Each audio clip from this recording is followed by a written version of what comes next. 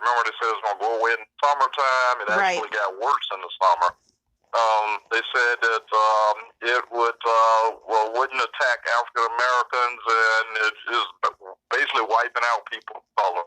Because it's basically due to vitamin D levels. We're lower vitamin D levels, so vitamin D is really a hormone, and it confers you immunity or builds up your immune system. So if you got a weak immune system, your body can't fight off anything. So the biggest pandemic in the world is really vitamin D deficiency or hormone D deficiency. So if you got a worldwide pandemic of any type of vitamin D deficiency, you're susceptible to infection. I spoke at the United Nations 2 years ago in 2018, and I told them that with this vitamin D deficiency or pandemic, that we were going to have these type problems we got. I just didn't know the name coronavirus at the time. And so you got to fix the underlying pandemic, which is a vitamin D deficiency, which can easily be corrected, and then you'll start seeing this pandemic of coronavirus going down. I'm glad that you said that, because one of my questions was, why is it so important for vitamin D intake, and why are you advocating for its daily use? Definitely was one of my questions. Even if you want to elaborate on even more, it'd be awesome.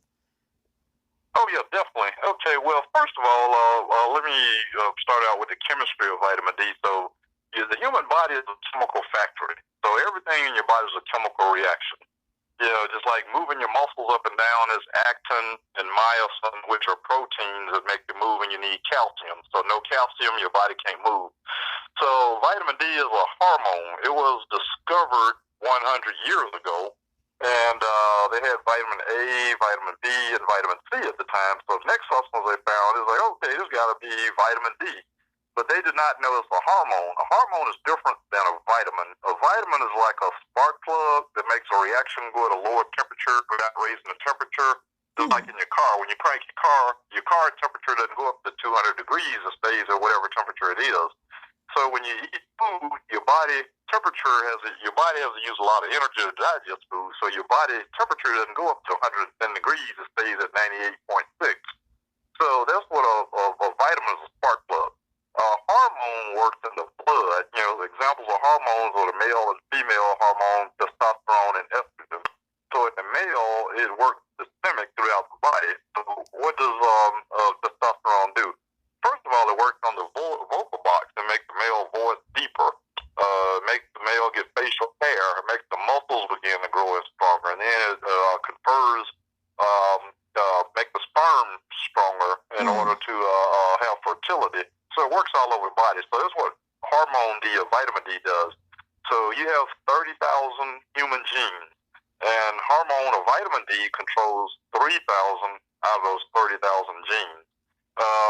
So anything that controls 10% of your DNA or how your DNA interacts with the environment is very powerful. So just imagine being a kid in a candy store. You can choose any candy you want. So I'm basically like George Washington Carver in terms of the different things that I can do with vitamin D, because, you know, I understand chemistry, how it affects each organ in the body. So there's nobody on the planet that, you know, really knows this stuff as in depth like I do. The advantage I had as being a trauma surgeon, you know, I'm operating on people, you know, shot in the head, belly, chest, heart. So I'm directly looking at these organs as they are healing. So whereas most of the other researchers, they're just, you know, working with patients in clinics, but they're not looking inside of the body and seeing directly what the effects got. So there are some things I've seen and know about vitamin D nobody else knows about because I hadn't published them yet. And so I have that distinct advantage being a trauma surgeon and dealing inside the body.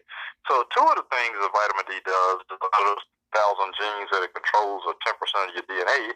So if you learn how to understand the principles of this, imagine how you can manipulate vitamin D to work on the body, because there are vitamin D receptors on every cell and tissue in the human body. You have vitamin D receptors in your brain, your heart, your lungs, your kidneys, your skin, your intestines. So every tissue in your body has vitamin D. So number one, it must be important. all vitamins are made or synthetically made, but not by the body. So vitamin D is the only vitamin or vitamin that's made by the body. So 90% of vitamin D comes from the sun striking your skin. Then this compound goes to the liver and gets a hydroxy or chemical group, and then it goes to the kidney and get another chemical group producing vitamin D. So in order to make vitamin D, so 90% of vitamin D comes from the sun, the skin, and your body interacting.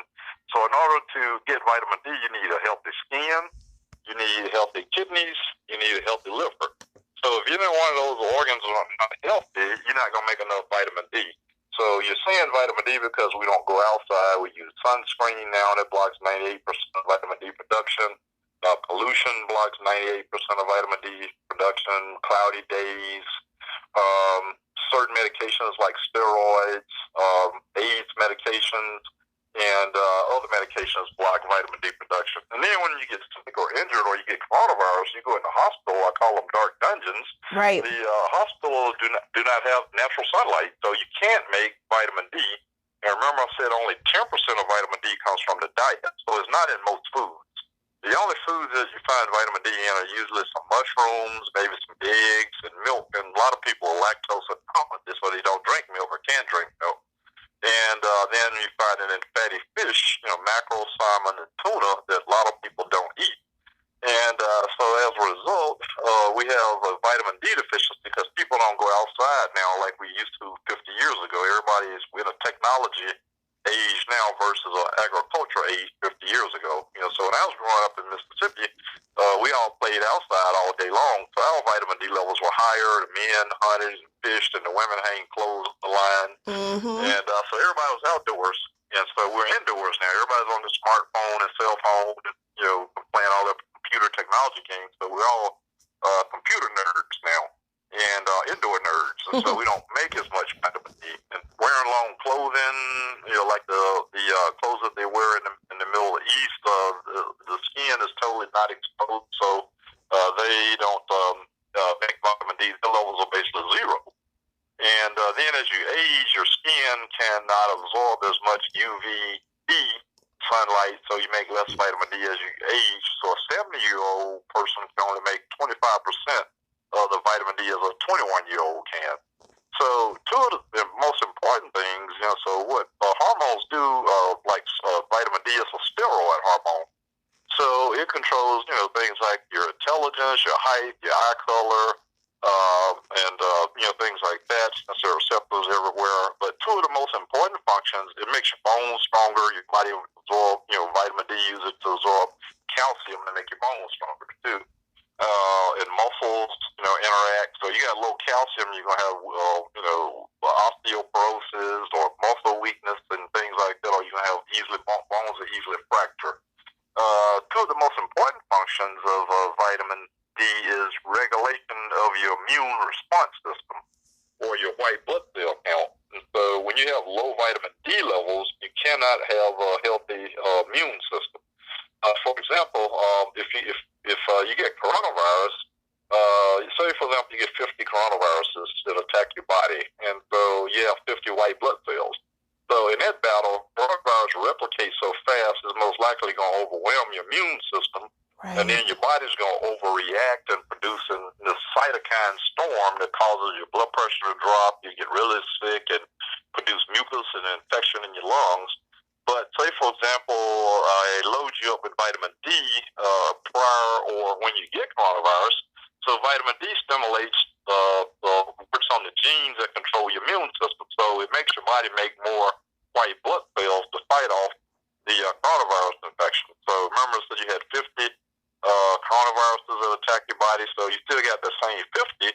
And so, but now your body got vitamin D on board, so now you got 100,000 white blood cells to fight off the coronavirus. So most likely, if your body immune system going to overwhelm the coronavirus and wipe it out, you're not going to even know you had it, or the symptoms are going to be abated. And the second thing that it does is inflammation. So your body produces a lot of inflammation from constantly working.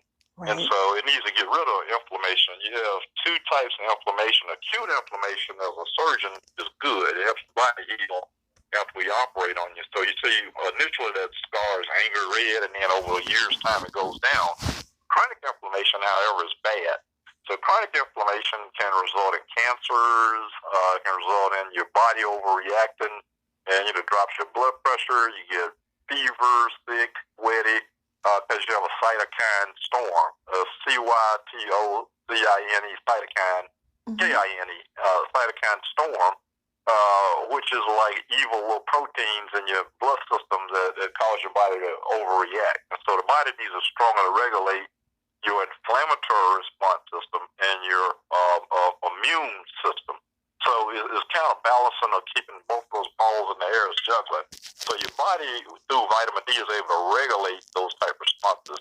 So for any type of infection, whether it's bacterial, whether it's viral, or whether it's parasitic, and then even cancer cells, so your body's kind of like the police or the immune surveillance system. So they're constantly going throughout your system looking for things like that to destroy or things like that so it can upregulate and get rid of it before it becomes a problem.